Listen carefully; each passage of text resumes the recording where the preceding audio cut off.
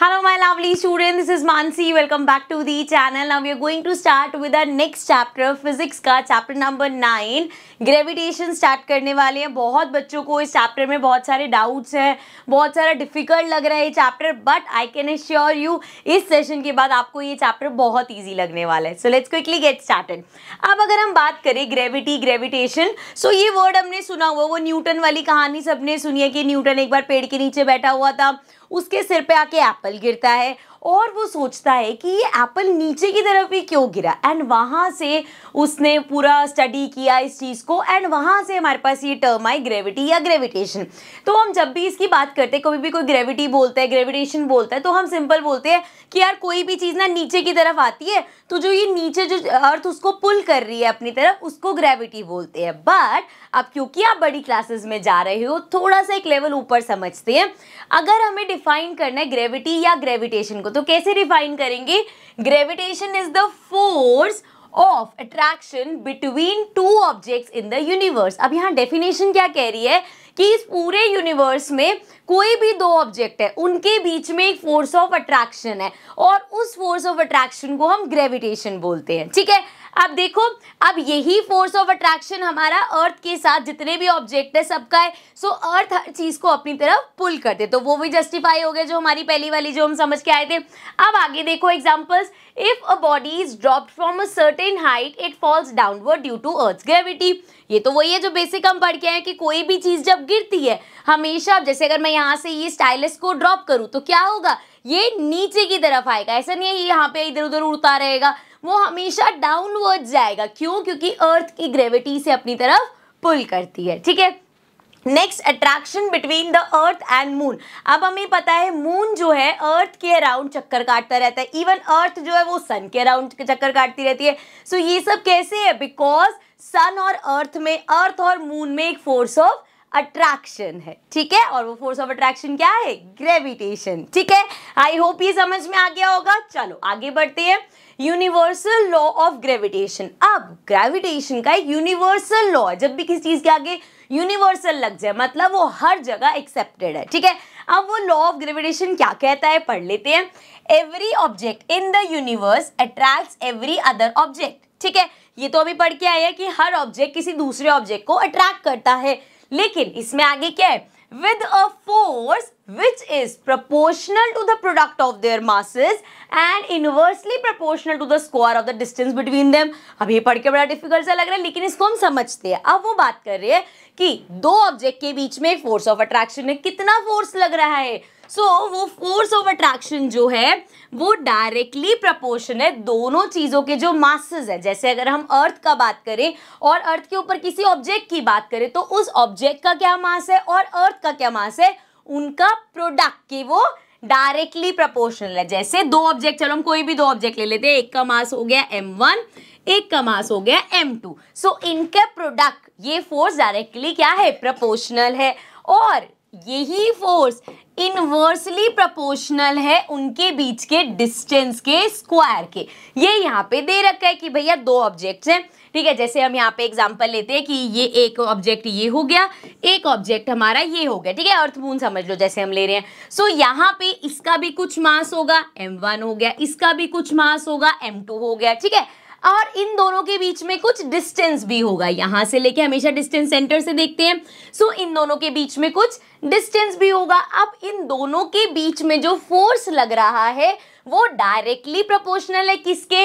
इन दोनों के मासेस के प्रोडक्ट के, एंड इनवर्सली प्रोपोर्शनल है जितना इनके बीच में डिस्टेंस है उसके स्क्वायर के। तो यहां से हम फॉर्मूले पे कैसे पहुंचेंगे, आओ देखते हैं, इसको इधर रखते हैं। सो हमने बोला कि जो हमारा फोर्स है F is directly proportional to m1 into m2 and F is inversely proportional to 1/d square. 1/d square मतलब इनवर्सली है, इसलिए वो 1 आ गया। अब इन दोनों को अगर मैं कंबाइन करूं तो I can write force is, यहाँ पे प्रोपोर्शनैलिटी का साइन लगाया, and m1 into n2 upon में d square.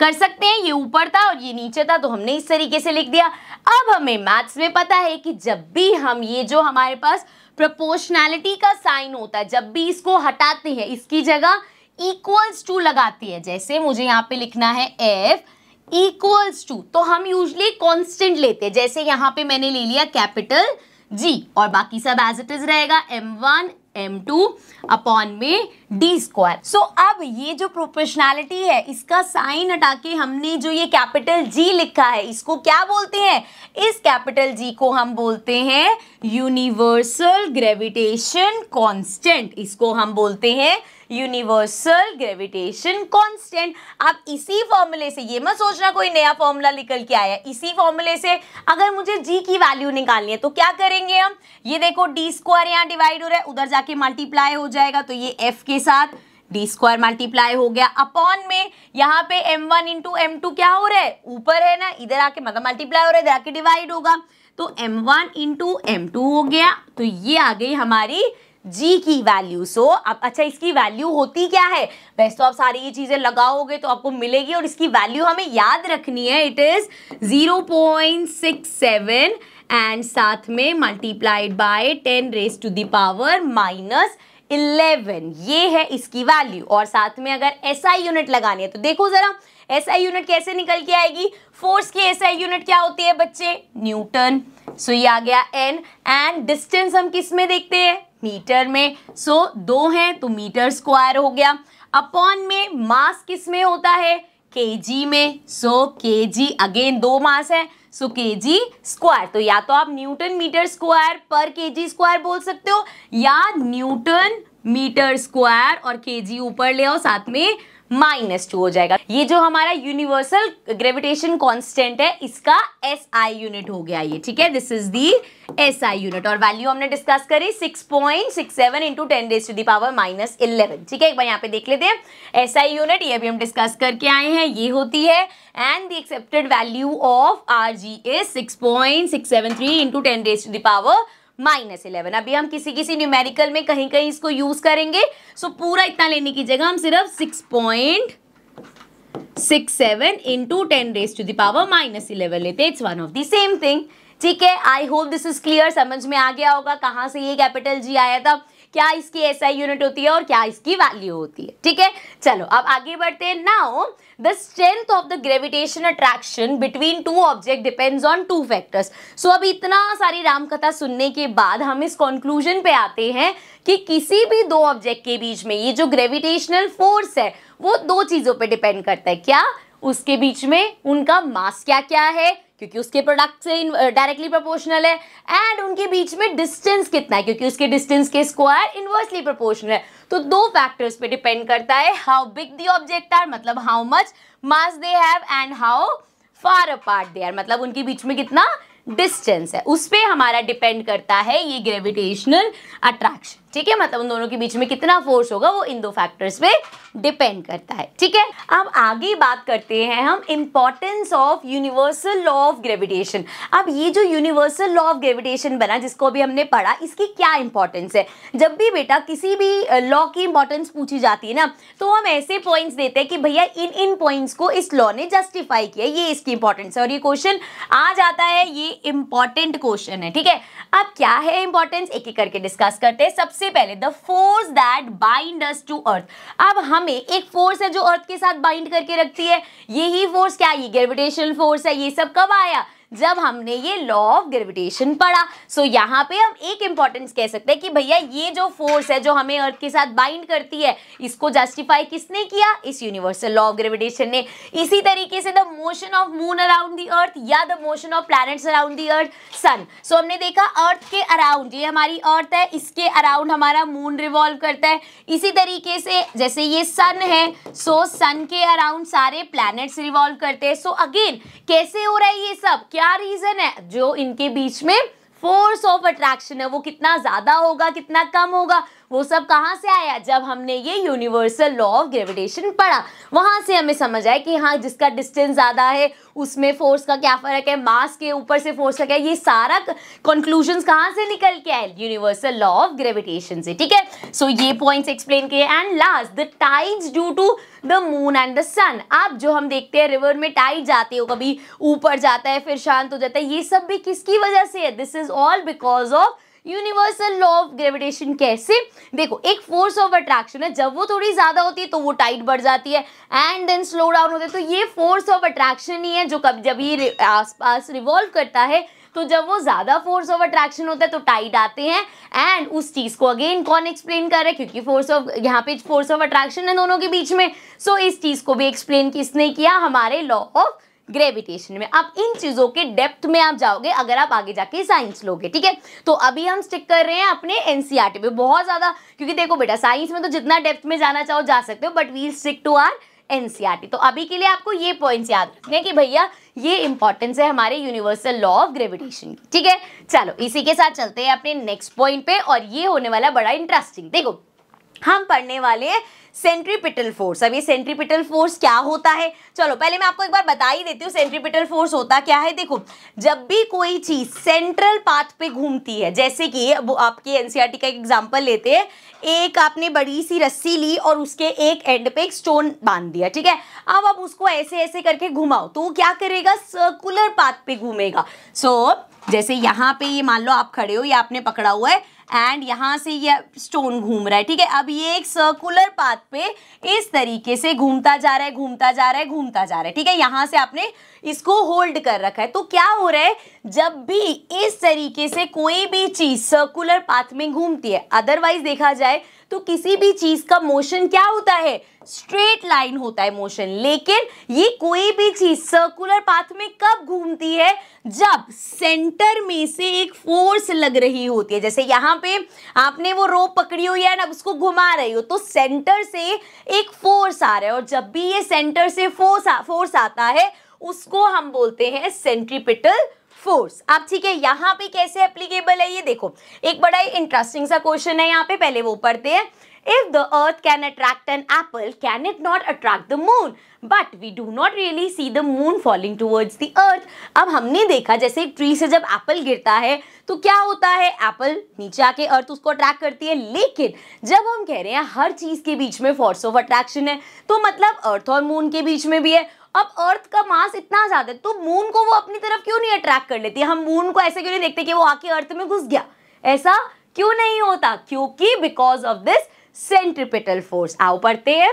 A force called centripetal force acts upon the object that keeps it moving in a circular path. The centripetal force is exerted from the center of the path। अब यहाँ पे हमारे अर्थ का जो centre है, इस centre से moon पे एक फोर्स लग रही है जिसको हम सेंट्रीपिटल फोर्स बोलते हैं। इसी फोर्स की वजह से, जैसे अगर मून का मोशन सीधा होना चाहिए, बट इस फोर्स की वजह से वो फिर से यहाँ से टर्न ले लेता है, फिर उसको सीधा जाना है लेकिन वो टर्न ले लेता है, सीधा जाना चाहता है टर्न ले लेता है। वो आपने पढ़ा था ना, जैसे सर्कल चैप्टर में टेंजेंट बनती है, वैसे वाला हिसाब है। अब वो जाना स्ट्रेट लाइन में चाहता है लेकिन फिर टर्न, फिर स्ट्रेट जाना चाहता है लेकिन टर्न। ये टर्न किस वजह से आ रहे हैं? Because of this centripetal force, ठीक है।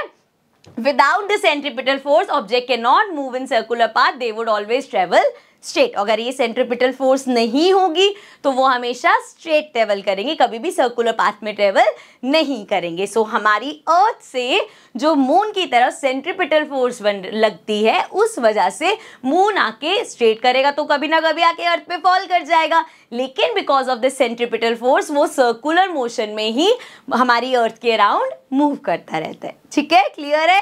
आगे बढ़ जाते हैं। अब आगे देखते हैं। अब बात करते हैं फ्री फॉल। अब ये फ्री फॉल क्या है? एक बड़ी सिंपल सी चीज है। आप कहीं भी चीज, जैसे आप टेरेस पे खड़े हो गए और आपके हाथ में एक बॉल है, आपने वो बॉल फेंकी, क्या होगा? वो नीचे जाएगी। ऑब्वियस वाली बात है, देर से हम यही पढ़ रहे हैं कि एप्पल गिरा, डाउनवर्ड डायरेक्शन में आके गिरा। अब यहाँ पे ये जो चीज, यहाँ पे कोई भी चीज डायरेक्ट ऐसे नीचे आके गिरती है, ये इसको हम क्या बोलते हैं? Free fall. किस वजह से होता है? क्योंकि ग्रेविटी उसे अपनी तरफ अट्रैक्ट करती है। फ्री फॉल तो समझ आ गया ना कि मतलब कोई फोर्स नहीं लग रहा, कोई चीज पकड़ के उसको नीचे नहीं ला रही, आपने वो चीज छोड़ी और वो नीचे आ गई, that is free fall. So every item on earth is drawn downwards its center by gravity. An object will start to descend to the earth's surface when it is dropped from a specific height due to gravity। हमें पता है किसी भी height से आप किसी चीज को ड्रॉप करोगे तो वो नीचे की तरफ आएगा ग्रेविटी की वजह से। We refer to this type of item movement as free fall। और जब कोई चीज ऐसे डाउनवर्ड डायरेक्शन में फॉल करती है तो उसको हम बोलते हैं फ्री फॉल। किसकी वजह से होता है ये? ग्रेविटी की वजह से। मतलब हम इसको ऐसे कह सकते हैं कि यहां से, अभी ये पेन स्टेशनरी है मतलब एक रेस्ट पे है, जैसे ही मैंने इसको ड्रॉप किया तो क्या हुआ, इसमें एक्सेलरेशन आया, वो नीचे की तरफ जा रहा है, एक्सेलरेशन आ रहा है उसमें। इस एक्सेलरेशन को हम बोलते हैं एक्सेलरेशन ड्यू टू ग्रेविटी। पढ़े एक बार इसको। When an object falls towards the earth, जब भी कोई ऑब्जेक्ट अर्थ की तरफ जाता है, then it experiences acceleration due to earth gravitational field, क्योंकि अर्थ का जो ग्रेविटेशनल फील्ड है वो उसको अपनी तरफ खींच रहा है, एंड वो जो उसको खींच रहा है उसकी वजह से उस ऑब्जेक्ट में क्या आ रहा है? एक्सेलरेशन आ रहा है। This acceleration experienced by the object is called as acceleration due to gravity। और जो ऑब्जेक्ट ये एक्सेलरेशन फील कर रहा है उसको क्या बोलते हैं? कौन सा एक्सेलरेशन फील हो रहा है? ये एक्सेलरेशन ड्यू टू ग्रेविटी। मतलब यहाँ पे कोई मोटर नहीं है, यहाँ पे कोई वो चीज नहीं है जो उसको पुश कर रही है, ग्रेविटी उसे अपनी तरफ खींच रही है, तो that acceleration is acceleration due to gravity. इसको डिनोट करते हैं हम स्मॉल जी से। ठीक है, कंफ्यूज नहीं होना। वो जो हमारा कैपिटल जी था ये क्या था? ये था हमारा यूनिवर्सल कांस्टेंट ग्रेविटेशन का। ठीक है, एंड ये जो स्मॉल जी है ये हमारा क्या है? This is acceleration due to gravity. ठीक है, अब इसको थोड़ा सा और समझते हैं, इसकी वैल्यू वगैरह पे भी जाएंगे। देखो अभी हम एक फॉर्मूला समझ के आए थे, या हम कह सकते हैं जो हमने यूनिवर्सल लॉ था उससे हमें फॉर्मूला मिला था कि जो फोर्स है वो इक्वल होता है, ये हमारा constant, and mass of one object into mass of second object upon में डिस्टेंस बिटवीन देम उसका स्क्वायर। ठीक है, ये हम पढ़ के आए हैं। अब हम जब फोर्स की बात करें, ये एक फोर्स का है, फोर्स ऑफ अट्रैक्शन का फॉर्मूला है, और हमें पता है फोर्स का एक और फॉर्मूला हमें पता है, वो क्या होता है? जब हम एक्सेलरेशन की टर्म में बात करते हैं सो हम कहते हैं मास इनटू एक्सेलरेशन। याद है ना, ये हमने मोशन चैप्टर में किया था, F equals to mass into acceleration. और यहाँ पे फोर्स तो सेम है, मास भी सेम है, एक्सेलरेशन कौन से वाले की बात हो रही है? Acceleration due to gravity. तो हमारे पास एक फॉर्मूला आ गया F इक्वल्स टू mg। ठीक है, एक ही जगह जी लिख दिया हमने, एक्सेलरेशन की बात हो रही, एक्सेलरेशन ड्यू टू ग्रेविटी की बात हुई तो हमने वहां पे जी लिख दिया। अब अगर मैं यहाँ पे F है मेरे पास, इस फोर्स को मैं कहूँ भाई फोर्स का एक फॉर्मूला तो mg भी होता है, सो ये इक्वल होगा इसके m1 इंटू m2 अपॉन में टी स्क्वायर। अब यहां से एक मास इस मास को कैंसिल कर देगा, बिकॉज जिस फोर्स की हम बात कर रहे हैं उसके मास यहाँ पे जैसे दो आइटम्स है, जब हम इस फोर्स की बात करते हैं तो जैसे हम कह रहे हैं एक अर्थ का मास है, एक उस ऑब्जेक्ट का मास है, जिनके बीच में हम देख रहे हैं फोर्स ऑफ अट्रैक्शन कितना है। सो यहाँ पे जब हम फोर्स का ये वाला फॉर्मूला लगा रहे हैं, इसका कुछ मास है वो कैंसिल हो जाएगा, दोनों सेम होगा ना। जैसे अगर 6 के मान लो है तो यहाँ भी 6 होगा, यहाँ भी 6 होगा, कैंसिल हो जाएगा। तो यहाँ से मुझे मिला जी क्या है मेरा? एक्सेलरेशन ड्यू टू ग्रेविटी का फॉर्मूला क्या बना? कैपिटल जी मास अपॉन में डी स्क्वायर। सो यहाँ से मुझे एक फॉर्मूला मिला कि ये जो एक्सेलरेशन ड्यू टू ग्रेविटी होता है this is capital G m upon D square. ठीक है, फॉर्मूला कहाँ से आया? समझ में आ गया। Now the value of acceleration due to gravity of the earth is, हमारी अर्थ पे जो g की वैल्यू है दैट इज 9.8। ठीक है, एंड साथ में मीटर पर सेकेंड स्क्वायर। ठीक है, ये है हमारी g की वैल्यू। लेकिन ये वैल्यू कहाँ से आई? आओ समझते हैं। देखो हम यहाँ पे ग्रेविटी की बात कर रहे हैं कि अर्थ में, यहाँ पे अर्थ पे कोई भी ऑब्जेक्ट है और हम अर्थ के कंपेयर करें कि उसमें कैसे ग्रेविटी निकाल रहे हैं, तो देखो हमारा मास ऑफ अर्थ कितना होता है? 6 इंटू 10⁻24। ये मैं इसलिए करा रही हूँ, वैल्यू निकाल के दिखा रही हूँ बिकॉज ये क्वेश्चन आ जाता है। ठीक है, तो अभी हम देख के आए कि जी इक्वल होता है capital G mass of earth upon में डी स्क्वायर। मतलब जिस ऑब्जेक्ट के हिसाब से आप देखोगे उसके बीच में कितना डिस्टेंस है उस वो देखोगे। सो यहाँ पे जी इक्वल्स टू कितना आएगा? ग्रेविटी कैसे निकाला? अब अगर मैं कैपिटल जी की बात करूं तो हम याद करके आए थे ना 6.67 इंटू 10⁻⁻11। ये इसकी वैल्यू है। सो यहाँ पे लिखते हैं 6.67 इंटू 10⁻⁻11। अब मास ऑफ अर्थ यहाँ दे रखा है, कितना मास है हमारा? 6 इंटू 10⁻24 अपॉन में यहाँ पे अब दूसरा ऑब्जेक्ट नहीं दे रखा, मान लो वो 1 kg का, तो इंटू 1 हो गया। अब रेडियस कितना डिस्टेंस है भाई उसके बीच में? 4 into 10 raise to the power 6 इस पूरे का स्क्वायर कर दो। चलो अब इसको ऊपर लेके चलते हैं एंड अब इस कैलकुलेशन को ध्यान से देखना, मैं इसीलिए करा रही हूँ बिकॉज आई नो कि ये वाली जो कैलकुलेशंस होती है ना इसमें प्रॉब्लम आती है, तो हम इस कैलकुलेशन को करके देखते हैं। थोड़ी सी यहाँ पे मैथ्स की अपनी चीज़ें यूज़ करेंगे। इसका स्क्वायर है मतलब 6.4 इंटू 6.4 और यहाँ जो 10 रेज टू द पावर 6 है ये भी 2 बार हो जाएगा। ठीक है, अब एक बेसिक चीज़ जो आपको याद होगी, जैसे यहाँ पे है 10 raise to the power 6 into मान लो 10 रेज टू द पावर 10 है, तो जब हमारा बेस सेम होता है तो पावर्स प्लस होती है, 6 प्लस 11 हो जाएगा। ठीक है, अभी मैं आपको एग्जांपल दे रही हूँ, यहाँ पे मत देखना, 6 प्लस 11 हो जाएगा। ऐसे ही अगर ये होता 6 raise to the power 4 upon में 6 रेज टू द पावर 2, तो जब डिवाइड होते हैं तो ये क्या हो जाता, 4 माइनस 2 हो जाता है। ठीक है, ये बेसिक चीज आपको याद है। चलो कैलकुलेशन करते हैं इसकी, यहाँ से इसको हटा लेते हैं। अब देखो क्या मल्टीप्लाई करना है, सबसे पहले ये 10 बेस सेम है तो पावर्स क्या होंगी, प्लस होंगी। मल्टीप्लाई हो रहे हैं पावर्स प्लस होंगी, लेकिन इस केस में ये -11 है तो क्या हो जाएगा, ये 24 माइनस 11। क्यों माइनस हुआ, क्योंकि ये माइनस, अदरवाइज इनको प्लस ही होना था, तो यहाँ माइनस हो जाएगा। अपॉन में यही चीज देखें, 10 raise to the power 6 into 10 raise to the power 6, तो 10 ये तो हमारे पास बेस सेम ही है, पावर्स प्लस हो जाएंगी।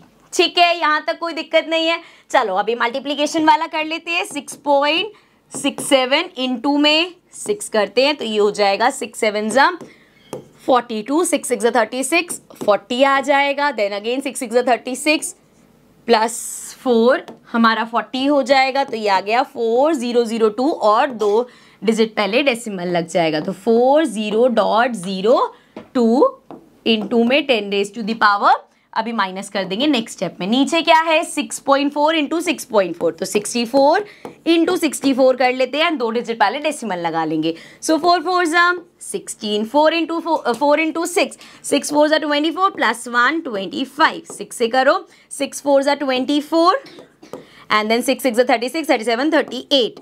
सो ये हमारे पास आ गया 6, देन 5 6 7 8 9 एंड 8 9 10, सो ये आ गया 4096, लेकिन 2 डिजिट पहले डेसिमल, तो ये आ गया 40.96। चलो आओ सॉल्व करें इसको फर्दर। सो यहाँ पे देखो, यहाँ भी डेसिमल के बाद 2 डिजिट है, इधर भी डेसिमल के बाद 2 डिजिट, तो डेसिमल से डेसिमल रिमूव कर दिया। क्या बचा मेरे पास 4002 इंटू में 10 रेज टू द पावर 24 में से 11 माइनस करेंगे, 4 में से 1 गया 3, 2 में से 1 गया 1 आ जाएगा हमारे पास। अपॉन में चलें तो ये आ गया 4096 इंटू में हमारे पास है 10 रेज टू द पावर क्या हो जाएगा, 12 हो जाएगा। ठीक है, अब ये कट तो करना है, अभी इसको कट करेंगे। अभी एक स्टेप में 2 के टेबल से कट कर लेते हैं, क्योंकि अभी कट हो सकते हैं, सिंप्लीफाई कर लेते हैं, उतनी हमारी डिवीजन ईजी हो जाएगी। सो अगर मैं 2 के टेबल से इन दोनों को कट करूँ तो क्या आएगा, देखो इनको मैं कट कर रही हूँ, लिखूंगी मैं नीचे, यहाँ से करेंगे आ जाएगा 2001 इंटू में, अभी आएंगे इस पे, अपॉन में 204 से करेंगे 16 पे। ठीक है, अब कैंसिल आउट नहीं होगा, डिवीजन पे आएंगे, बट उससे पहले देखो यहाँ पे क्या है, डिवाइड हो रहा है, अभी भी बेस सेम है, तो 10 raise to the power 13 minus 12 हो जाएगा। ठीक है, समझ में आ रही है कैलकुलेशन। सो ये आ गया हमारा 2001 और इंटू में 10 रेज टू द पावर 1 बचा, 13 में से 12 गया, तो हम यहाँ पे डायरेक्ट लिख सकते हैं इसको, एक 0 ऐड कर लेते हैं। ठीक है, अपॉन में वी हैव 2048। चलो अब इसको डिवाइड करना है हमें, आ जाओ भाई डिवीजन देख लो। अब 2048 को हमें डिवाइड करना है 20010 से। ठीक है, अभी भी देखो, वैसे अगर हम देखिए 0 लगने के बाद अभी ये 2 से डिवाइड हो जाएगा, तो यहाँ पे डिवीजन को सिंप्लीफाई कर सकते हैं ना, तो कट कर लेते हैं पहले। आओ कट करते हैं, ये आ जाएगा 1024 एंड ये आ जाएगा हमारा 10005। ठीक है, तो चलो इसको डिवाइड कर लेते हैं। अगर आप इसको भी करते तब भी चलता, बट हम क्यों फिजूल में अपनी कैलकुलेशन बड़ी करें। सो अब मुझे करना है 1024 को डिवाइड 10005 से। आई होप कैलकुलेशन समझ में आ रही होंगी, बिकॉज इसमें क्वेश्चन आ जाता है और कैलकुलेशन की वजह से गलत हो जाता है। सो चलो अब देखो जरा, 1024 इसको बड़े नंबर से करना पड़ेगा, सो 1024 को डायरेक्ट 9 से करके देखते हैं क्या आता है हमारे पास। 9 4 ज़ा 36, 9 2 ज़ा 18, 19 20 21, देन 9 इंटू 0 0 प्लस 2, 9 1 ज़ा 9। सो ये आ गया हमारे पास 9216। तो हमने इसको 9 से किया तो हमारे पास आया 9216। ठीक है भाई, चलो अब इसको करते हैं, यहाँ पे माइनस करते हैं। ये हो जाएगा 15, 15 में से 6 गया हमारे पास आ जाएगा 9, एंड देन वी हैव ये 9 बच जाएगा। 9 में से 1 माइनस करते हैं, 9 में से 1 गया तो हमारे पास आएगा 8। ये फिर 9 आ गया, 9 में से 2 माइनस करेंगे, 9 गया 8 गया, ये आ गया 7। सो 789। अब भैया बड़ा आ गया, डेसिमल लगाना पड़ेगा, यहाँ लगाया पॉइंट। अब देखो यहाँ पे आ जाएगा 0। अब देखो 7890। अब 8 से करके देखते हैं। 1024 को अगर मैं 8 से करूँ तो ये आएगा 8 4 ज़ा 32, 8 2 ज़ा 16, 17 18 19, and then we have 8 into 0 0 1 एंड 8 1 ज़ा 8। अब ये तो बड़ा आ गया। 7 से करते हैं। 1024 को 7 से करेंगे तो ये आ जाएगा 7 4 ज़ा 28, 7 2 ज़ा 14, 15 16, 7 0 ज़ा 0 1, सो 7 1 ज़ा 7। अब यहाँ से करेंगे तो ये आ जाएगा 7 पे 7168, माइनस कर लो, 10 में से 8 गया 2। अभी देखो और भी इसमें न्यूमेरिकल्स आएंगे, बट आप देख रहे हो न्यूमेरिकल्स करने में हमारा क्या होता है, इंट्रोडक्शन बहुत लेंथी हो जाता है, तो ये मैं करा रही हूँ। इसके बाद जो न्यूमेरिकल्स इस चैप्टर के आएंगे तो वो सारे हम एक साथ अलग वीडियो में करेंगे, जो कि इससे नेक्स्ट वीडियो होगी। ठीक है, अभी के लिए इसको पूरा सॉल्व करके चलते हैं। सो ये आ गया 10 में से 8 गया 2, ये बचा 8, 8 में से 6 गया फिर से 2 आ जाएगा। यहाँ पे हमारे पास हो जाएगा 8 में से 1 गया 7, सो 7 2 2 पॉइंट लगा हुआ है 0, फिर से 7 से हो जाएगा तो ये हमारे पास आ गया 7168। सो देयरफॉर इसकी वैल्यू आ गई 9.77, यहाँ हम इसको लिख देते हैं 9.8 अप्रॉक्स, जो कि अभी हम पढ़ के आए थे ना कि भाई हमारा जो जी होता है ग्रेविटी ड्यू टू एक्सेलरेशन होता है, that is the value is 9.8। ये -2 ऊपर है, ठीक है। सो 9.8 मीटर सेकेंड स्क्वायर। ठीक है, I hope this is clear, समझ में आ गया होगा। ये निकालने को आ जाता है तो ध्यान रखना। ऑल्सो जब हम न्यूमेरिकल्स करेंगे ना तो बहुत जगह ऐसे दे रखा होगा कि ये जो जी की वैल्यू है उसको आप 10 ले लो, ताकि आपकी कैलकुलेशन सिंपल हो जाए। ठीक है, अदरवाइज याद रखना वैल्यू होती है 9.8। ठीक है, चलो अब आगे बढ़ते हैं, अपना नेक्स्ट चीज देखते हैं। So now we know that an object experiences acceleration due to free fall. This acceleration experience by an object is independent of its mass. इससे बड़ा इंटरेस्टिंग एक क्वेश्चन समझ में आएगा। अब वो क्या बोल रहे कि कोई भी ऑब्जेक्ट अगर ऊपर से गिरता है तो उस पे एक्सेलरेशन ड्यू टू ग्रेविटी लगता है। वो एक्सेलरेशन इंडिपेंडेंट होता है कि वो जो चीज गिर रही है वो कितनी भारी या कितनी हल्की है, मतलब उसके मास से। सो इसका मतलब क्या ये हुआ कि अगर मैं एक हाइट पे खड़ी हो जाऊं, वहां से मैंने एक पत्थर फेंका और मैंने एक पेपर फेंका, दोनों क्या एक साथ नीचे पहुंचेंगे? एक्चुअल में तो यही बोल रहे हैं कि दोनों पे जो एक्सेलरेशन ड्यू टू ग्रेविटी है वो बराबर लग रहा है। लेकिन अगर हम दिमाग लगाएं और सोचें तो अगर हम पत्थर फेंकें और अगर हम पेपर फेंकें तो पत्थर फटाक से नीचे पहुंच जाएगा, लेकिन वो जो पेपर है वो ऐसे झूलता झूलता झूलता झूलता नीचे पहुंचेगा। ऐसा क्यों है? जब आप कह रहे हो कि भैया एक्सेलरेशन ड्यू टू ग्रेविटी दोनों में बराबर लग रहा है, तो ऐसा इसीलिए है क्योंकि ये जो हमारा वो है ना पेपर जो है वो झूलता हुआ इसलिए जा रहा है बिकॉज ऑफ एयर प्रेजेंट। इसका मतलब ये है कि अगर कहीं वैक्यूम है, एयर नहीं है, तो वहां पे हमारा चाहे पत्थर फेंक लो चाहे आप पेपर फेंक लो, दोनों का acceleration due to gravity same है और दोनों एक ही टाइम पे नीचे लैंड होंगे। सो एयर रेजिस्टेंस की वजह से ये गैप हमें दिखता है, अदरवाइज दोनों पे acceleration due to gravity same होता है। This means that all object hollow और सॉलिड बिग और small should fall at the same rate. तो ये क्वेश्चन आ जाता है कि जब उन पे acceleration due to gravity same लग रहा है तो स्टोन पहले क्यों आया और पेपर बाद में क्यों आया? It is because of air resistance. ठीक है, क्लियर है, याद रखोगे। चलो अब देखो यहाँ पे मैंने जरा 3 फॉर्मूलाज लिखे हैं। क्या ये फॉर्मूलाज देख के कुछ याद आ रहा है? ये 3 फॉर्मूलाज हम करके आए हैं मोशन चैप्टर में और ये फॉर्मूलाज अभी भी आपका पीछा नहीं छोड़ने वाले। यहाँ पे भी ये फॉर्मूलाज यूज होंगे जब हम इस चैप्टर के न्यूमेरिकल्स करेंगे। ठीक है, बट इसमें कुछ चेंज आएगा। क्या क्या चेंज आएगा? देखो, जैसे ये वेलोसिटी है v, फाइनल वेलोसिटी रहेगा, u हमारा इनिशियल वेलोसिटी रहेगा, a यहाँ पे जितनी बार भी a है वो रिप्लेस हो जाएगा किससे? g से। यहाँ पे हमेशा क्यों g ले रहे हैं? क्योंकि यहाँ पे जब भी एक्सेलरेशन की बात होगी, एक्सेलरेशन ड्यू टू ग्रेविटी है, इसीलिए ए हमेशा रिप्लेस हो जाएगा, जितने भी फॉर्मूलाज है ए हमारा रिप्लेस हो जाएगा जी से, बाकी सब चीजें सेम रहेंगी। ठीक है, आज दूसरा देख लो, एस मतलब डिस्टेंस। अब यहाँ पे जब भी क्वेश्चन आएगा तो ऐसे ही आएगा कि कोई चीज आपने ऊपर से नीचे फेंकी या कोई चीज आपने नीचे से ऊपर थ्रो करी, सो यहाँ पे जो ये डिस्टेंस कवर करेगा वो बेसिकली हाइट होगा। सो आप यूजुअली देखोगे एस की जगह हम इसको डिनोट कर देंगे एच से, क्योंकि ये हाइट है। अगर एस भी लिख दोगे तो गलत कुछ नहीं है, ठीक है, बट आपको समझाने के लिए बता रही हूँ, क्योंकि हम यहाँ पे ऐसी चीजें देखेंगे, कोई चीज नीचे गिरी तो अगेन हाइट मेजर हो रही है, कोई चीज आपने वर्टिकली अपवर्ड फेंकी अगेन हाइट मेजर हो रही है, सो ये डिस्टेंस हमारा हाइट की तरह हो जाएगा। ठीक है, अब दो चीजें और आपको बहुत ध्यान से याद रखनी है, वो क्या है?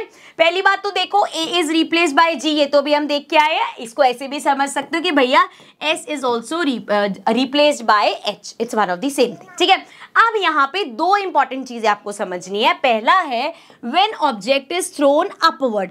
अब आपके हाथ में एक बॉल है, आपने वो बॉल ऊपर की तरफ फेंकी तो क्या होगा? जैसे ये बॉल थी आपके हाथ में, जब आप इसको ऊपर की तरफ थ्रो करोगे तो बॉल क्या करेगी? अगर आप बहुत ज्यादा तेज फोर्स से भी फेंकोगे वो एक हाइट तक रीच करेगी और फिर नीचे आ जाएगी ग्रेविटी की वजह से। सो ये बॉल जाएगी ऊपर तक। ठीक है, अब ऊपर आके क्या हुआ? रुक गई वो बॉल। क्योंकि ये बॉल रुक गई तो हम क्या बोलेंगे? हमने किसी वेलोसिटी के साथ इसको फेंका और ऊपर जाके वो एक पॉइंट पे आके रुकी, चाहे मिली सेकेंड के लिए रुकी हो, फिर नीचे आई। सो इसकी जब भी ऑब्जेक्ट अपवर्ड जाएगा सो उसकी फाइनल वेलोसिटी हमेशा जीरो होगी। क्या बोला मैंने? जब भी कोई चीज अपवर्ड जाएगी तो उसकी फाइनल वेलोसिटी हमेशा जीरो होगी, एंड उसमें ग्रेविटी, जो हमारा एक्सेलरेशन ड्यू टू ग्रेविटी है, वो क्या होगा? वो हमेशा नेगेटिव होगा। वो नेगेटिव क्यों होगा? क्योंकि देखो ग्रेविटी हमेशा क्या करती है? अपनी चीज को, किसी भी चीज को नीचे की तरफ पुल करती है, और अगर मैं ग्रेविटी के अगेंस्ट किसी चीज को ऊपर फेंक रही हूं तो क्या हो रहा है? इसीलिए हम इसको नेगेटिव ले रहे हैं, क्योंकि आप किसी चीज को ऊपर फेंक रहे हो लेकिन ग्रेविटी उसे नीचे पुल कर रही है। तो हमेशा जब हम अपवर्ड कोई चीज फेंकते हैं तो gravity due to acceleration due to gravity is always taken negative, हमेशा उसको नेगेटिव लिया जाता है। अब इसी का ही उल्टा देखो, जब कोई चीज डाउनवर्ड गिरती है, जैसे आप किसी हाइट पे खड़े हो और आपने कोई चीज नीचे ड्रॉप करी, तो क्या होगा? जब भी कोई चीज ड्रॉप हो रही है सो उसकी जो इनिशियल वेलोसिटी है वो हमेशा जीरो होगी। सो उसकी इनिशियल वेलोसिटी हमेशा जीरो होगी। लेकिन आप देखो, क्योंकि चीज डाउनवर्ड जा रही है और ग्रेविटी भी डाउनवर्ड है, सो हमारा जो एक्सेलरेशन ड्यू टू ग्रेविटी है उसको हम पॉजिटिव लेंगे। तो क्या दो चीजें पढ़ी हमने? ये ध्यान रखना है बच्चे,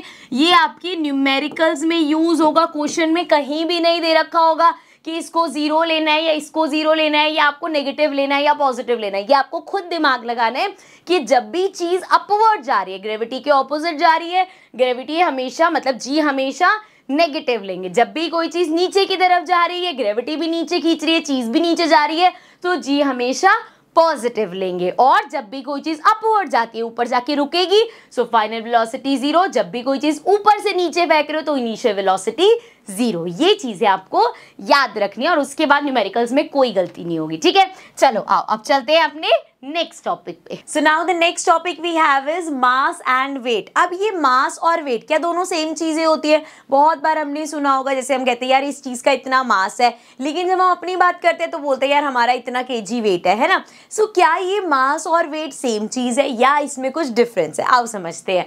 सो mass of a body is defined as the amount of matter contained in it. जैसे ये स्टाइलस है मेरे पास, अब इस स्टाइलस का, इसके अंदर जितना मैटर है वो इसका मास हो गया, जो कि 20 ग्राम, 30 ग्राम, 40 ग्राम, 50 ग्राम जो भी होगा। सो यहाँ पे ये इसका मास है। ठीक है, वेट की बात नहीं हो रही। मास क्या है?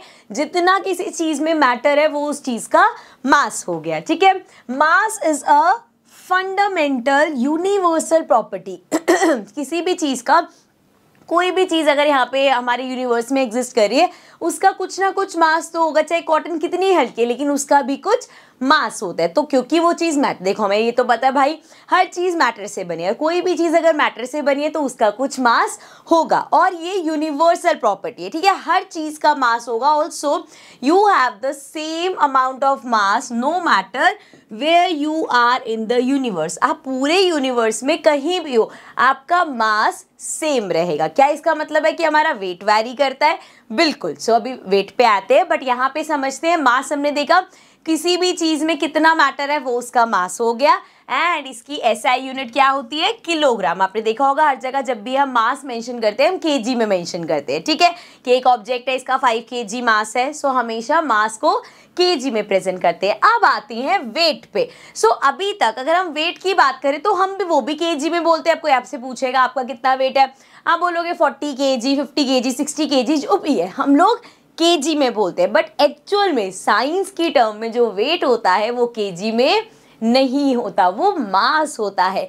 जब हम वेट की बात करते हैं, इसको इधर करते हैं सो पढ़ते हैं जरा। Earth attract every object with a certain force and this force depends on the mass of the object and acceleration due to gravity. अब वो कह रहे हैं कि हमें इतना तो पता चल गया कि जो अर्थ है वो हर ऑब्जेक्ट पे कुछ एक फोर्स ऑफ अट्रैक्शन लगाती है। अब वो उस पे कितना फोर्स लगा रही है वो डिपेंड करता है उस ऑब्जेक्ट के मास और एक्सेलरेशन ड्यू टू ग्रेविटी से। मतलब क्या हम ऐसे कह सकते हैं कि किसी भी चीज का जो वेट है वो इक्वल होगा उसका जो मास है इनटू में हमारा acceleration due to gravity. Yes, हमारा वेट क्या होता है? जो आपका मास है multiplied by acceleration due to gravity, जो कि अर्थ पे क्या है 9.8। पर क्या यूनिवर्स में हर जगह एक्सेलरेशन ड्यू टू ग्रेविटी या ये जो ग्रेविटेशनल वो है क्या ये सेम है? नहीं, इसीलिए वेट हमारा कहीं और, अगर हम मून पे हैं तो हमारा वेट अलग होगा, अगर जुपिटर पे चले जाओगे वेट अलग होगा, सन पे चले जाओगे तो वेट अलग होगा, ठीक है। तो हर जगह पे हमारा वेट वैरी करेगा। बट अभी के लिए क्या समझना है, वेट क्या होता है? अर्थ आपको जिस फोर्स से खींच रही है वो आपका वेट है, ठीक है। इसको डिफाइन करते हैं, the weight of N object is the force with which it is attracted towards the earth। हम जिस फोर्स के साथ, अब हम बार बार वेट को क्या बोल रहे हैं? फोर्स बोल रहे हैं कि वेट एक फोर्स है। सो दैट मीन्स वेट की एसआई यूनिट जो हम केजी बोलते हैं, एक्चुअल में साइंस की टर्म में the SI unit of weight is same as that of force which is newton. तो हमारा जो ये हम वेट बोलते हैं ना, वेट हमारा एक फोर्स है, उसकी एसआई यूनिट न्यूटन है। जैसे एक एग्जांपल लेते हैं, मान लो कोई यहाँ पे बॉडी है जिसका मास, देखो मैं क्या बोल रही हूँ, मास, मैंने वेट नहीं बोला।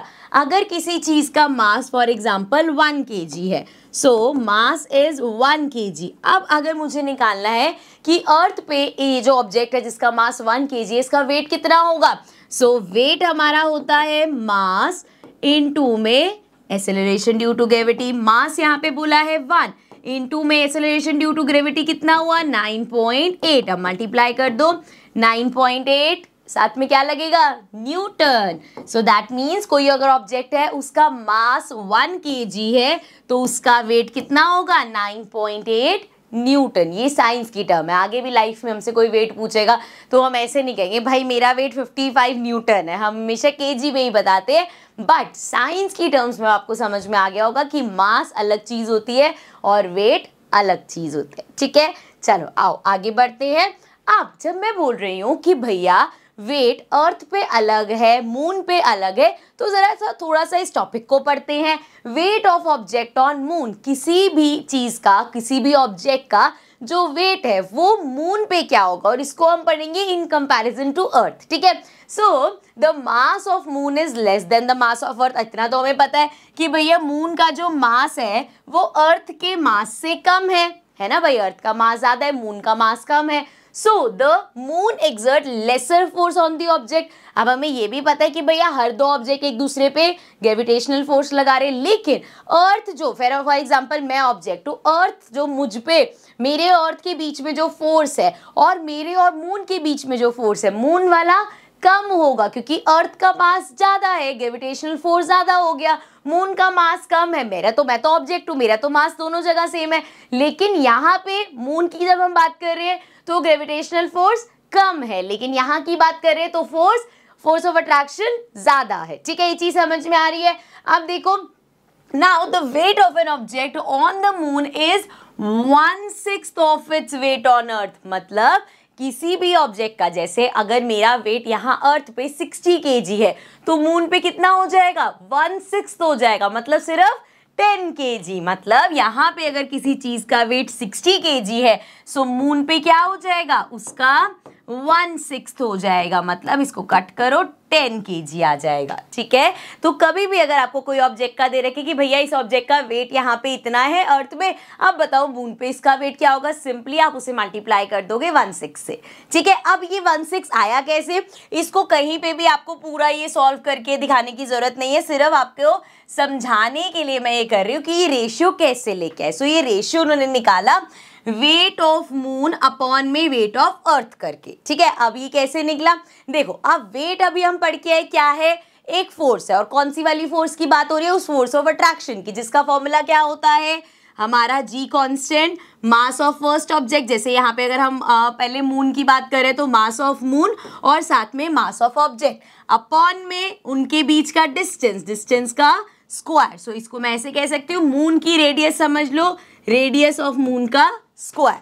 ठीक है, यहां तक समझ में है, कैसे इस फॉर्मूले तक पहुंचे वो बता रही हूं। सो ये हमने क्या निकाला, वेट ऑन मून। ठीक है, ऐसे ही अगर वेट ऑन अर्थ की बात हो, फिर से ये फोर्स की बात हो रही है, कौन सी फोर्स की बात हो रही है, जो हमारे बीच में है, ऑब्जेक्ट और अर्थ के बीच में है। फॉर्मूला क्या होता है, g, एंड यहाँ पे मास ऑफ अर्थ इनटू में मास ऑफ ऑब्जेक्ट अपॉन में रेडियस ऑफ अर्थ, इसका स्क्वायर। ठीक है, अब जब मैं इनका रेशियो निकालूंगी, मतलब इन्हें अपॉन में रखूंगी, सो जब हम इसको अपॉन में रखेंगे तो g से g तो कैंसिल हो गया।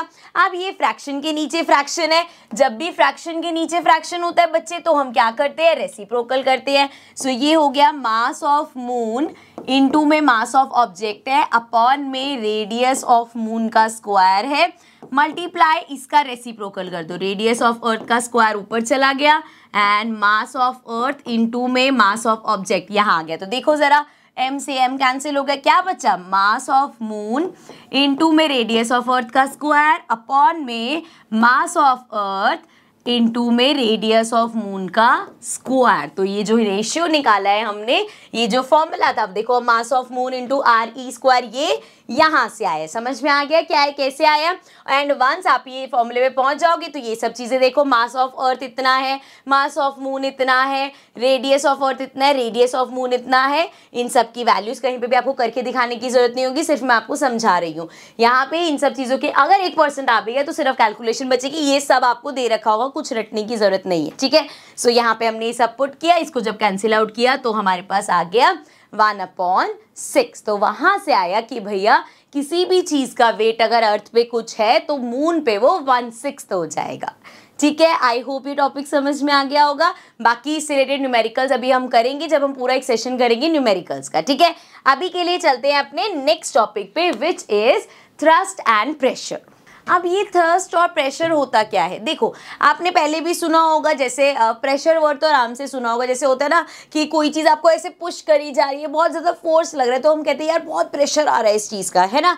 एक मेंटल प्रेशर की बात नहीं हो रही, यहाँ पे हम फिजिक्स की बात कर रहे हैं। ठीक है, सो थ्रस्ट क्या होता है, जब जैसे ये सरफेस है और इस सरफेस पे इस तरीके से परपेंडिकुलर फोर्स लग रहा है, सो जब सरफेस पे परपेंडिकुलर फोर्स लगता है सो उसको हम कहते हैं thrust. So the force operating on a body perpendicular to its surface is known as thrust. और एसआई यूनिट, क्योंकि हमने बोला थ्रस्ट क्या है, ये एक तरह का फोर्स है, तो इसका एसआई यूनिट भी न्यूटन होता है। ठीक है, आगे जब हम प्रेशर की बात करते हैं तो थ्रस्ट और प्रेशर में डिफरेंस क्या है, क्या इसको हम प्रेशर नहीं कह सकते, प्रेशर की जब भी बात होती है वो यूनिट एरिया के टर्म में बात होती है। So the force operating on a unit area is known as pressure. जैसे कि एक सिंपल सा एग्जांपल लेते हैं, यहाँ पे मेरे पास एक ये ले लेते हैं, या चलो इसी स्टाइलस से ही देख लेते हैं। ठीक है, यहाँ पे स्टाइलस अगर आप देखोगे आपको दिख रहा है एक साइड पे ही थोड़ा सा मोटा है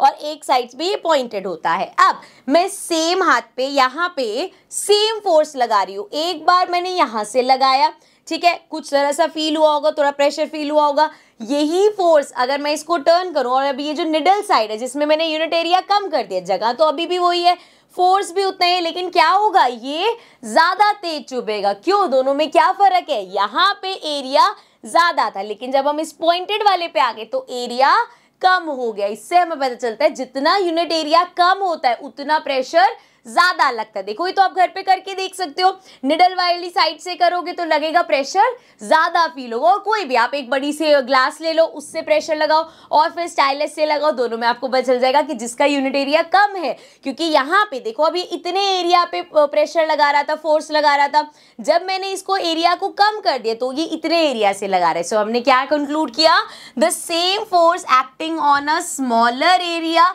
exert a larger pressure and a smaller pressure on larger area। Area large होता है तो प्रेशर कम लगता है, लेकिन अगर एरिया कम हो जाएगा तो प्रेशर ज्यादा फील होता है। ऑल्सो एसआई यूनिट क्या होती है, एसआई यूनिट होती है पास्कल, जिसको हम पी से नहीं PA से डिनोट करते हैं। सो याद रखना है प्रेशर की एसआई यूनिट पास्कल होती है, ठीक है।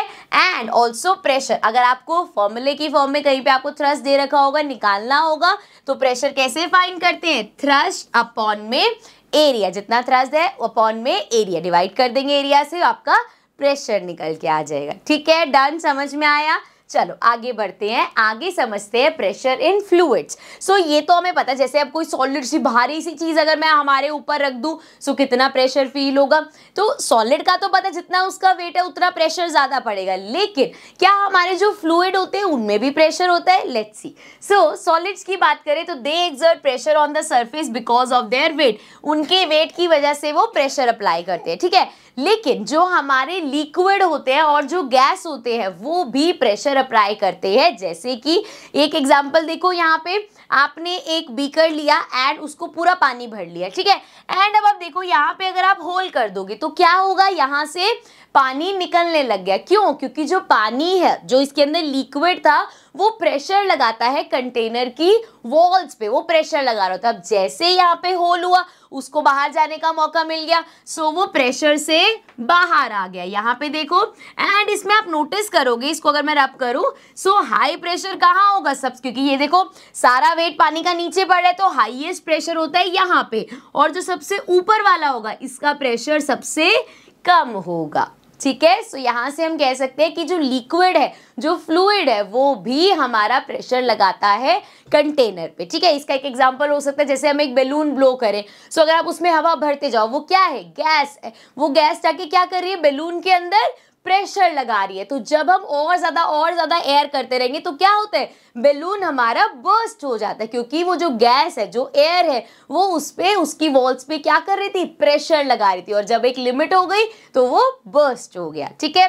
चलो इसको पढ़ लेते हैं। They also have weight, therefore they exert pressure on the surface and the walls of the container in which they are put in. तो जिस अच्छी चीज के अंदर आप उसको रखोगे वो उसकी वॉल्स पे प्रेशर लगाता है। तो कोई अगर आपसे पूछे क्या फ्लूइड्स भी, क्या लिक्विड गैसेस भी हमारे प्रेशर लगाते हैं, yes they also exert pressure, क्योंकि उनका भी कुछ वेट होता है, ठीक है।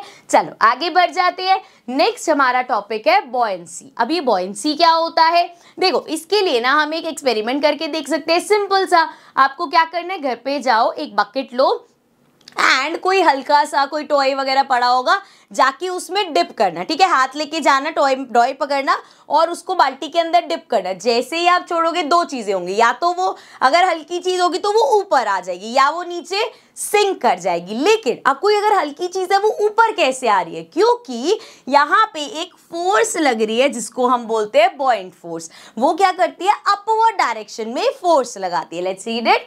When an object is immersed, immersed मतलब पानी के अंदर पूरा जाना, in a fluid it experiences an upward force called buoyant force. This property is called buoyancy or upthrust. तो जब भी हम किसी लिक्विड के अंदर कोई चीज को इमर्स करते हैं, पूरा अंदर उसको डिप करते हैं, तो वो क्या करता है, लिक्विड से उसके ऊपर एक फोर्स आती है जो अपवर्ड डायरेक्शन में होती है, एंड उस फोर्स को हम क्या बोलते हैं, buoyant force बोलते हैं, ठीक है। So it depends upon the density of the fluid. अब फ्लूइड की अब ये चीज सिर्फ पानी के साथ नहीं है, ऑयल में भी करके देख सकते हो। अब ऑयल और अगर आप वाटर को कंपेयर करोगे तो ऑयल की डेंसिटी ज्यादा होगी, ठीक है। So now it depends upon the density of the fluid, therefore an object is able to float in water when the gravitational force is less than the buoyant force. Similarly, an object sinks into the water when the gravitational force is larger than the buoyant force. अब वो क्या कह रहे हैं कि देखो कोई object, अभी हम इस पे और डिटेल में पढ़ेंगे फ्लोट और सिंक कब करता है।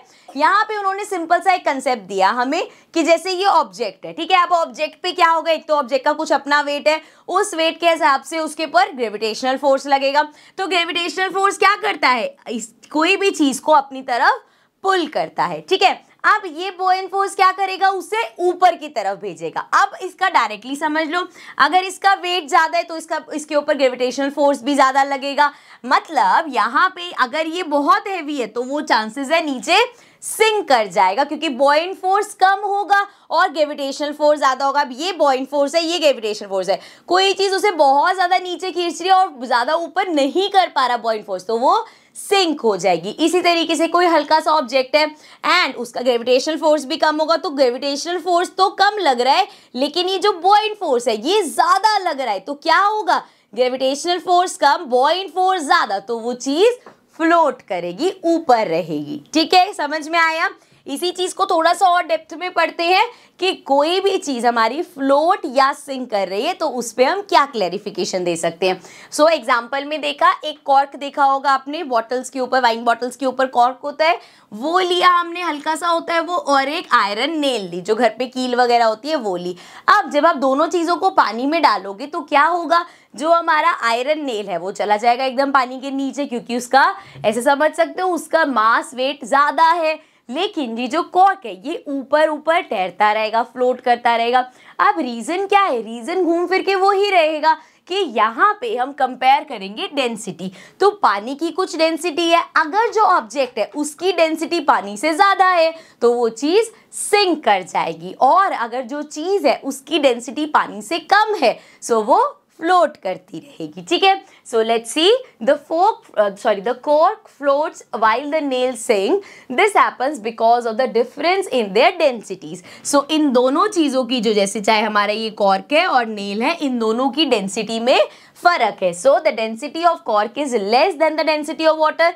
जो कॉर्क की डेंसिटी है वो पानी से कम है। This means that the upthrust of water on the cork is greater than the weight of the cork. मतलब जो अपथ्रस्ट लग रहा है, यहाँ पे देखो ना, यहाँ पे अपथ्रस्ट मिलेगा उसे, इसके वेट से ज्यादा अपथ्रस्ट लग रहा है तो वो ऊपर ही रहेगा। लेकिन नेल वाले केस में क्या होगा, नेल यहाँ पे था, यहाँ पे रखा आपने, अब भैया उस नेल का वेट ज्यादा था तो उस पे अपथ्रस्ट लगा, लेकिन वेट ज्यादा था तो वो नीचे आ गया। ठीक है, the density of iron nail is more than the density of water. This means that the upthrust of water on the iron nail is less than the weight of the nail, so it sinks. Therefore object of density less than that of liquid float. मतलब simple सा रखेंगे, जिन object की density पानी से कम है वो float करती रहेगी, और जिन चीजों की डेंसिटी पानी से ज्यादा है वो सिंक कर जाएगी। ठीक है, क्लियर है, समझ में आ गया।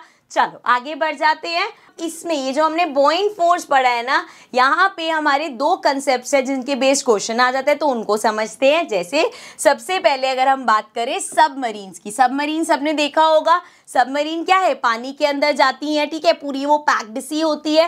अब सबमरीन भी इस बुओयंट फोर्स को यूज करती है। कैसे, now they have a tank called buoyancy tank. So इनके पास एक टैंक होता है जिसका नाम है बॉयंसी टैंक। तो क्या करना होता है, जब तो इनको जाना होता है पानी के अंदर, क्योंकि ये पानी के अंदर सिंक कर जाती है, जैसे शिप है वो तो पानी के ऊपर रहती है, लेकिन जो सबमरीन है वो पानी के अंदर चली जाती है। तो जब तो इनको जाना है पानी के अंदर, अब बाहर आने का भी तो रास्ता चाहिए, तो जब इन्हें जाना है पानी के अंदर तो ये जो बॉयंट टैंक है इसको भर लेते हैं, अपने बॉयंसी टैंक को, उसमें पानी बढ़ जाता है, वेट बढ़ जाता है, तो वो अंदर जाने लग जाते हैं, सिंक होने लग गया पानी को। एंड जब इसको बाहर आना है सो क्या करेगा, वो इस बॉयंसी टैंक को खाली कर देगा। तो क्या होगा, जैसे ये टैंक खाली हुआ, वेट कम हुआ, अब जो पानी का बॉयंट फोर्स है वो लगेगा, जिसकी वजह से वो सबमरीन ऊपर आ जाती है। ठीक है, कंसेप्ट क्लियर हो गया, एक बार पढ़ लेते हैं। Have a tank called buoyancy tank. Whenever the submarine needs to be taken inside water, the tank is filled with, thus increases the wait of the, तो उसको भर लेते हैं, वेट बढ़ जाता है एंड वो सिंक करने लग जाती है पानी में। Similarly when the submarine is to appear above the, so जब ऊपर लाना होता है, पानी के ऊपर लाना होता है, the tank is emptied and the weight of submarine becomes lighter and it rises about. जब उसको ऊपर आना होता है तो वो क्या करते हैं, सिंपली सारा उस टैंक को खाली कर दिया, सबमरीन का वेट हो गया कम और वो फिर ऊपर आ गया। ठीक है, क्लियर है। चलो लास्ट नेक्स्ट चीज, नेक्स्ट क्या, इस टॉपिक की लास्ट चीज देखते हैं, शिप की अगर हम बात करें। अब जो हम कंसेप्ट समझ रहे हैं कि चीज अगर हैवी होगी तो वो सिंक कर जाएगी, चीज अगर लाइट होगी तो वो फ्लोट करेगी। तो अगर हम शिप्स की बात करें तो शिप्स क्या करती है, वो तो पानी के ऊपर चलती है। क्या इसका मतलब ये है कि शिप का वेट कम है? नहीं, शिप तो बहुत हैवी होती हैं। सो वो इतनी हैवी चीज पानी के ऊपर फ्लोट कैसे कर पा रही है, उसको तो पानी में उतरते ही सिंक कर जाना चाहिए।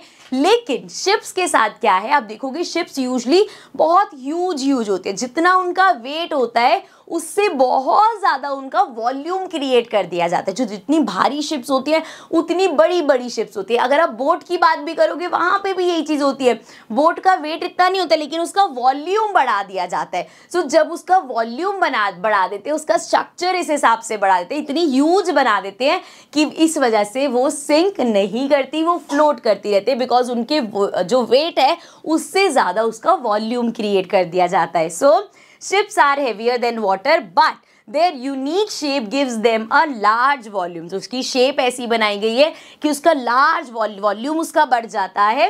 their volume is larger than their weight। उनका वॉल्यूम उनके वेट से भी ज़्यादा होता है and hence the water displaced by ship provides it with the right upthrust so that it can float on water। so भैया प्रॉपर उनको उतना अपथ्रस्ट मिलता है जिससे वो फ्लोट कर सके। समझ में आ गया? आई होप समझ में आ गया होगा।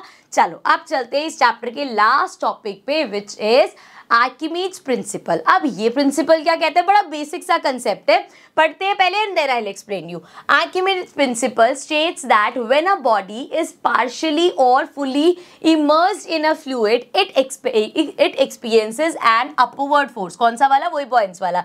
That is equal to the weight of the fluid displaced by it. अब देखो यहाँ पे इस प्रिंसिपल में क्या समझाया गया, हमने ये तो बता दिया कि एक बॉइंस फोर्स लगता है, लेकिन वो फोर्स कितना होता है, कितना फोर्स लगता है, ये हमने अभी तक नहीं बताया। तो एक सिंपल सी चीज ली उन्होंने कि जब भी आप एक फ्लूइड मान लो पूरा ऊपर तक भरा हुआ है, उसमें कोई भी ऑब्जेक्ट डालोगे तो पहली चीज क्या होगी, जैसे अगर एक बाल्टी भी ऊपर तक भरी हुई है और आप सिर्फ हाथ भी लेके जाओगे तो क्या होता है, पानी बाहर आ जाता है। तो यहाँ पे उन्होंने ये कंसेप्ट दिया कि जब भी हम कोई ऑब्जेक्ट फ्लूइड में डालते हैं तो जितना पानी बाहर आया है एक्चुअल में उतना ही फोर्स लगता है। तो इसको थोड़ा सा एक्सपेरिमेंट से पढ़ते हैं।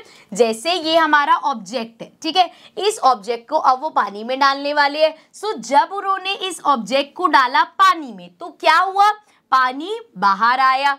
जो पानी बाहर आया, जैसे यहाँ पे 2 kgs में नहीं होता बट समझ लो 2 kg ऑफ वाटर बाहर आया, तो इतना पानी बाहर आया मतलब इतना ही फोर्स लगा होगा। तो कोई आपसे पूछेगा कि भैया ये जो अपवर्ड फोर्स या ये जो बॉइंट फोर्स होता है वो कितना होता है, वो उतना ही होता है जितना हमारा वाटर डिस्पर्स हुआ है, जितना निकला। या आप इसको ऐसे समझ सकते हो, मान लो अगर ये बाहर नहीं भी निकलता, आपका लेवल वो वाटर इतना था, ठीक है, सॉरी, जैसे ही हम इसमें कोई ऑब्जेक्ट डालेंगे क्या होगा, पानी का लेवल बढ़ जाएगा। तो जितना लेवल बढ़ा है उतना समझ लो फोर्स लगा है, ठीक है। सो इस प्रिंसिपल के हिसाब से जब हम कोई ऑब्जेक्ट पानी में डालते हैं तो जितना पानी बाहर आता है हमारा उतना समझ लो बॉइंस फोर्स लगा था, या हम कह सकते हैं उतना अपवर्ड फोर्स लगा था, ठीक है। आई होप समझ में आ गया होगा, आई रियली होप।